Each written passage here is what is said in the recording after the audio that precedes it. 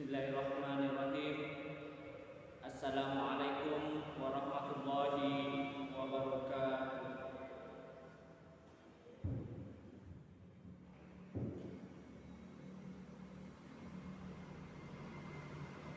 Innal hamdalillah nahmaduhu wa nasta'inuhu wa nastaghfiruhu wa na'udzu billahi min shururi anfusina wa min sayyiati a'malina may yahdihillahu fala mudilla lahu wa may yudlil fala hadiya lahu. Asyhadu an la ilaha illallah wahdahu la syarika lahu wa asyhadu anna Muhammadan abduhu wa rasuluhu la nabiyya ba'dahu. Allahumma shalli wa sallim ala sayyidina Muhammad wa ala alihi wa azwajihi wa dzurriyyatihi ajmain. Amma ba'du, fa ya ayyuhan nas ittaqullaha haqqa tuqatih wa la tamutunna illa wa antum muslimun. Sidang Jumat yang dimuliakan Allah, pertama-tama marilah kita panjatkan puji syukur kita kehadiran Allah Subhanahu wa taala yang telah menjadikan kita sebagai hamba-hambanya yang beriman, yang telah menunjuki kita shiratal mustaqim, yaitu jalan yang lurus, jalan yang ditempuh oleh orang-orang yang telah diberi nikmat oleh Allah dari kalangan para nabi, siddiqin, syuhada, dan sholihin, dengan bersaksi bahwa tidak ada ilah yang berhak diibadahi kecuali Allah, dan bahwa Nabi Muhammad adalah hamba dan Rasulullah.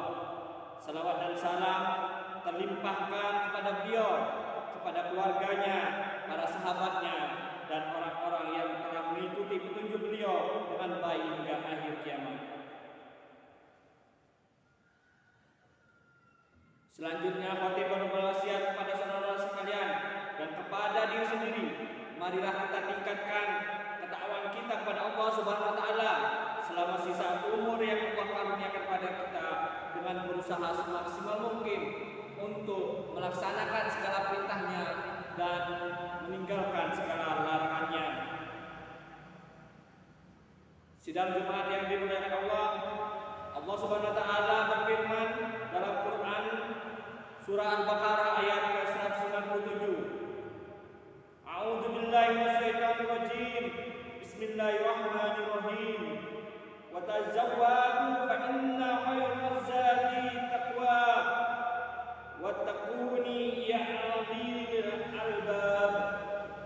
Berbekallah, dan sesungguhnya sebaik-baiknya bekal adalah takwa, dan bertakwalah kepadaku, hai orang-orang yang berakal.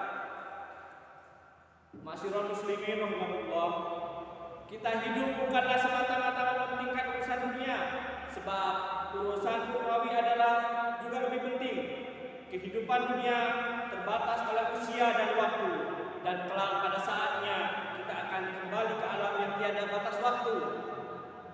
Semua amal perbuatan kita selama di dunia akan diminta pertanggungjawabannya, karena amal perbuatan tersebut merupakan tabungan di akhirat. Kebahagiaan dunia dapat diperoleh melalui kegiatan berusaha dan dapat dinikmati hasilnya selagi hidup, baik berwujud materi kebendaan maupun yang hanya dirasakan oleh perasaan batin. Sebaliknya, kebahagiaan akhirat tidak tampak sekarang, namun dapat dicapai dengan jalan mengikhlaskan diri dalam ibadah khusyuk, dalam sholat, serta menjauhi semua yang dibenci oleh Allah SWT.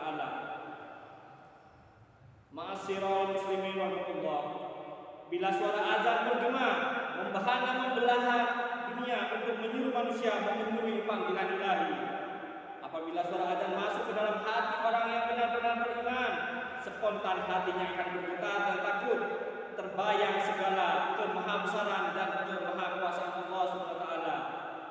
Maka hati yang penuh takut dan ikhlas, ia penuhi panggilan dari Allah, ia tinggalkan semua urusan dunia untuk sujud menghadap Ilahi. Wa ma umiru illa liya'budullaha mukhlishina lahu ad-dina hunafa'a wa yuqimuna as-salata wa yu'tuna az-zakata dzalika dinul qayyimah. Padahal mereka tidak disuruh kecuali supaya menyembah Allah dengan kemurnian menjalankan agama yang lurus, dan supaya mereka mendirikan sholat dan menunaikan zakat. Dan yang demikian itulah agama yang lurus. Quran surah Al-Bayyinah ayat ke-5. Berbeda sekali dengan orang yang jauh dari hidayah dan taufik Allah. Suara azan dianggap sebagai suara biasa. Gema azan tak sedikit pun mengetuk hatinya untuk memenuhi panggilan Allah. Ibarat kata, masuk telinga kiri, keluar telinga kanan, tanpa memberi kesan dan bekas sedikit pun pada dirinya. Telinganya sudah tuli dengan panggilan Allah, mata hatinya sudah buta dengan seruan azan. Begitulah hati orang yang sudah tertutup dari inayah dan hidayah Allah. Maka datanglah sesudah mereka pengganti yang jelek, yang menyia-nyiakan sholat dan memperturuti hawa nafsunya. Maka mereka kelak akan menemui kesesatan. Quran surah Maryam ayat ke-59. Orang yang sombong bukan saja orang yang memamerkan kekayaan, bukan pula orang yang membanggakan jabatan dan sebagainya, tetapi juga orang yang tidak mengerjakan sholat pun bisa dikatakan orang yang paling sombong. Mengapa demikian? Bukankah Allah SWT yang telah menjadikan dirinya dari segumpal darah dan daging hingga menjadi manusia? Inna li'anallaha la ilaha illa ana fa'budni wa aqimis salata di dzikri. Sesungguhnya aku ini adalah Allah, tidak ada Tuhan yang hak selain aku, maka sembahlah aku dan dirikanlah sholat untuk mengingatku. Quran surah Taha ayat ke-14. Dari ayat di atas kita diwajibkan oleh Allah untuk mendirikan sholat dengan tujuan mengingatnya, karena dengan sholatlah kita berupaya mendekatkan diri dan selalu ingat kepada Allah dalam keseharian kita. Dan ini adalah kewajiban kita sebagai seorang muslim, seperti yang diisyaratkan dalam Quran surah Az-Zariyat ayat ke-56. Wa ma khalaqtul jinna wal insa illa liya'budun. Dan aku tidak ciptakan jin dan manusia melainkan supaya mereka mengabdi kepadaku. Maka merupakan kewajiban kita untuk mengabdi dan menyembah hanya kepada Allah dengan menunaikan sholat lima waktu dalam sehari semalam sebagai tanda pengabdian kita pada Allah Sang Khalik. Kaum muslimin rahimahullah, terkadang orang tidak mengerjakan sholat itu bukan tidak tahu bahwa sholat adalah yang agama. Bahkan mungkin orang itu pun tahu sholat itu mencegah dari kejahatan dan kemungkaran.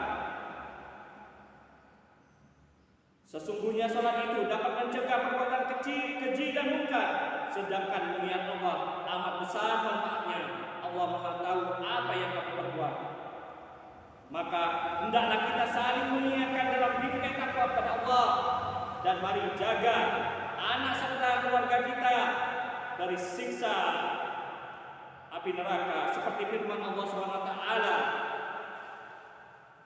Ya ayyuhalladzina amanu qu anfusakum wa ahlikum naro wa quduhan nasu wal hijaratu 'alaiha malaikatun ghilzatun sidatun la ya'sunallaha ma amarahum wa yaf'aluna ma yu'marun.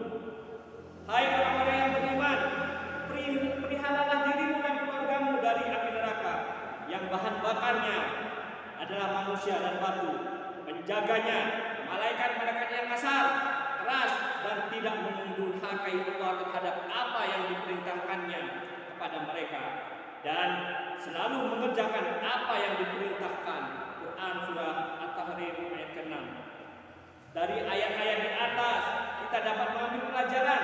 Hendaklah kita merasa khawatir kalau kita kelak menjadi orang yang menyia-nyiakan salat.